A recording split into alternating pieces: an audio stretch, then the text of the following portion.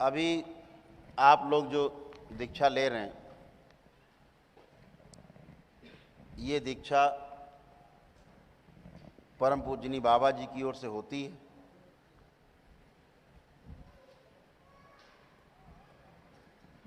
जाहिर है मेरे द्वारा होगी, लेकिन पूजनी बाबा जी की ओर से ही ये दीक्षा होती है। वही पूर्ण गुरु हैं और उन्हीं की ओर से दीक्षा है। हम तो निमित्त हैं, आपके जैसे हैं, बीच में मजबूरी बैठना है।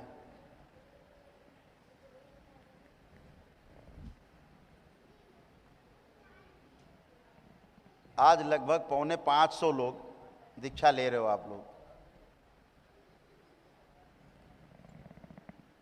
गुरु पूर्णिमा में ऐसे 600 प्लस कुछ लोग थे। ऐसे हर महीने करीब 500-600 लोग आप लोग दीक्षा लेते हो। ये तो शुरुआत हुई है आपके श्री राधा रमण शिष्य संप्रदाय की, ये तो शुरुआत हुई है। दीक्षा से होता क्या है दरबार की?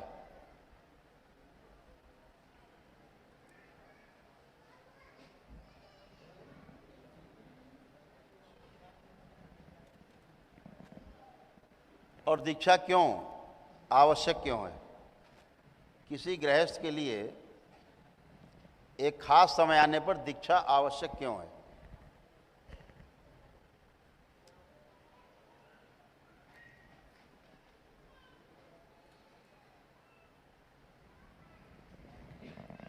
मनुष्य का शरीर,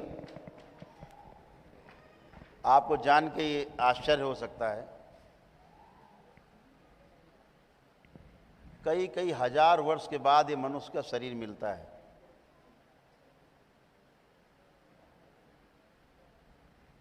मुक्तियां ना हो पाने के कारण कई कई हजार वर्ष तक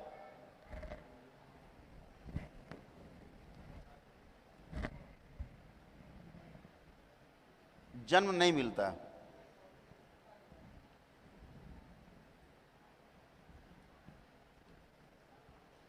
जिन्हें आप देवी देवता कहते हो, जिनकी आप पूजा करते हो,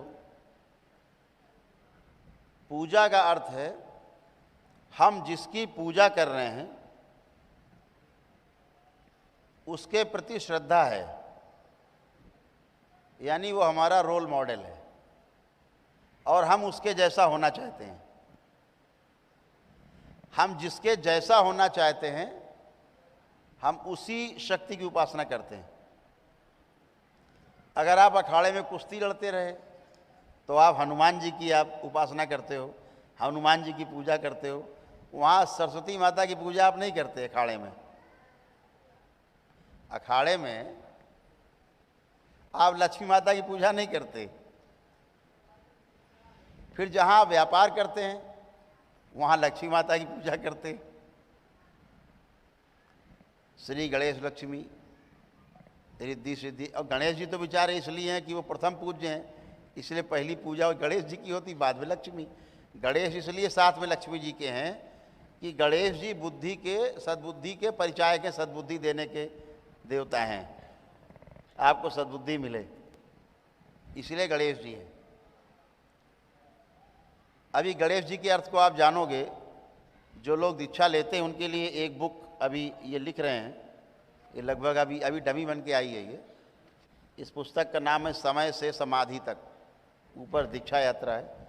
ये भी आपको अगले महीने से मिलेगी, अभी तो डमी बन के आई है। हिंदी में अंग्रेजी में दोनों में रहेगी। जो ईश्वरीय चिकित्सा बुक है हिंदी में है ही, अंग्रेजी में भी हो गई है, अभी 15 दिन बाद वही मिल जाएगी। यानी जो पुस्तक रहेगी हिंदी में भी होगी, अंग्रेजी में भी होगी। जैसे मैनुअल है दरबार का कि क्या कैसे करते हैं, दरबार में कैसे जुड़ें, क्या करें, प्रश्न उत्तर हैं, हिंदी में भी अंग्रेजी में हो गई है। उसमें दरबार के से जुड़े हुए तमाम जो भक्त लोग हैं, बहुत श्रद्धा रखते हैं, वो लोग इसको बैठ के आराम से काम करते हैं। हमें तो कुछ करना नहीं पड़ता, हम तो कुछ करते नहीं। हम तो आपके बीच में आते हैं, केवल यहाँ आते हो, अपने कमरे में चले जाते हैं चुपचाप, कमरे से फिर यहाँ आ जाते हैं अगले दिन। इतना ही काम है हमारे पास। तो इसमें इस बात का जिक्र है गणेश जी का, इसमें गणेश जी का जिक्र है कि गणेश जी हमारे लिए क्यों जरूरी। अभी गणेश जी का हम इतना प्रयोग करते हैं, कुछ लिखते हैं तो ऊपर लिख देते हैं श्री गणेशाय नमः, और फिर नीचे हिसाब किताब, लॉन्ड्री वाले को इतने पैसे दिए, धो इसको इतने पैसे दिए, सब्जी वाले को इतने पैसे दिए, ऐसे करके हिसाब किताब रहता है। बही खाते में ऊपर लिखा रहता है श्री गणेशाय नमः, इतने भी गणेश जी खत्म। थोड़ा और श्रद्धा हुई तो गणेश जी की छोटी सी मूर्ति बही खाते बनाते हैं। शादी के कार्ड में गणेश जी बने रहते हैं ऊपर। अब पूछो भाई, शादी में गणेश जी का क्या काम? शादी के कार्ड में गणेश जी का क्या काम है? कोई कुछ आ रहा निकल के बता सकते हो? क्या निकल के आता है? क्यों गणेश जी छपे? हर शादी के कार्ड में गणेश जी जरूर होंगे। तो गणेश जी का अपना महत्व है, हर देवी देवता का अपना महत्व है। जिन्हें हम देवी देवता कहते हैं वो केवल गुणों के प्रतीक हैं। जैसे गुण हैं उस एनर्जी में, उस शक्ति में, हम वही पाने के लिए उसकी उस तरह की उपासना करते हैं। सीधी बात, छोटी सी बात। अगर आपको तंत्र की साधना करना है तो माँ महाकाली, माँ कामाख्या, माँ तारा,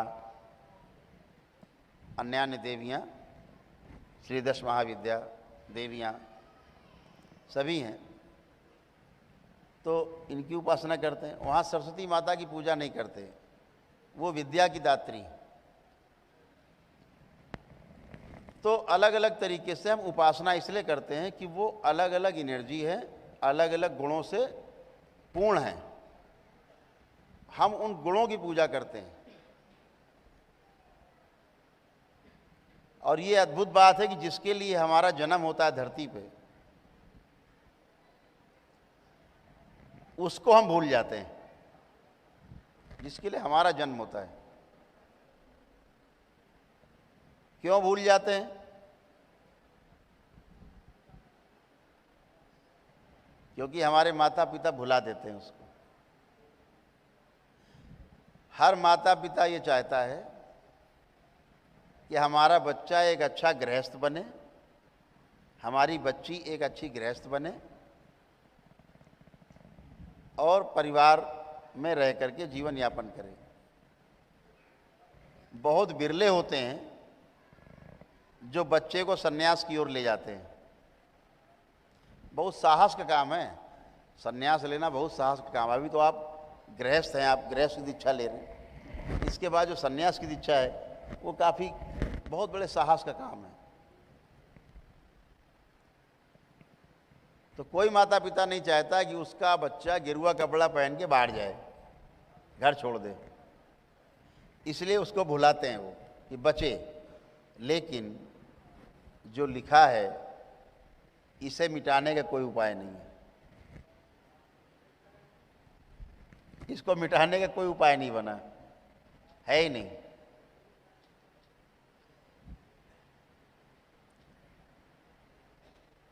गौतम बुद्ध के बारे में, जिन्हें सिद्धार्थ कहते हैं, उनके बारे में कथा है कि जब राज ज्योतिषियों ने बताया कि आपका जो पुत्र है वो चक्रवर्ती होगा, इसका नाम दूर दूर देशों में होगा, तो उनके पिता ने कहा कि इसका मतलब इतना बड़ा राजा होगा। उन्होंने कहा कि नहीं, दो हैं, दो चीजें, ये सन्यासी भी हो सकता है, इतनी ख्याति होगी इसकी। तो दो ही तरह से हो सकता है, या तो राजा बन के ख्याति होगी या सन्यासी बन के होगी। तो बुद्ध के पिताजी ने क्या किया, कहा कि इसको इतने भोग में लगा दो। जल्दी से शादी कर दी और उनको रोज सुबह से शाम तक मदिरा पान, गाना बजाना, रास लीला यही चालू हो गया। इसको इतना फंसा दो राजकुमार को कि ये फिर छोड़ के भोग जा न पाए, आदि हो जाए इसका, फिर जंगल में कहाँ भागेगा। और ये उनकी सबसे बड़ी भूल थी। गौतम बुद्ध के पिताजी की जो सबसे बड़ी भूल थी वो यही थी, उन्होंने कुछ ज़्यादा बुद्धि लगा दी। तो उन्होंने इतना ज़्यादा उनको भोग में लिप्त कर दिया गौतम बुद्ध को कि वो ऊब गए, ऊबन हो गई, उससे चिढ़ हो गई, घृणा हो गई। तो उनको जाना था 10 साल बाद, तो पहले ही भाग लिए, घर छोड़कर रात में भाग गए। उनके पिताजी निमित्त बन गए, कारण बन गए। कैसे रोकोगे किसी को, कैसे रोकोगे? वो तो होना था, हुआ। तो हम जिस लिए जन्म लेते हैं, हजारों वर्षों के बाद हमें जन्म मिलता है इस धरती में।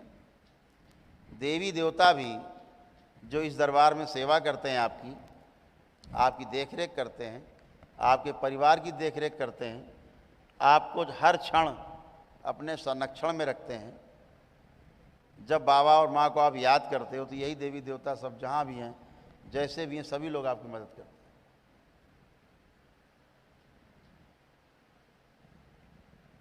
देवी देवता भी इस मनुष्य के शरीर के लिए तरसते हैं। पता है क्यों तरसते?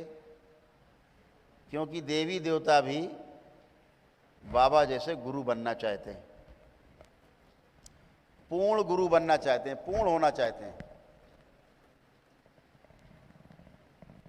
क्योंकि देवी देवता बीच में अटके हुए हैं अभी ना मानव बचे और ना दिव्य पुरुष हुए।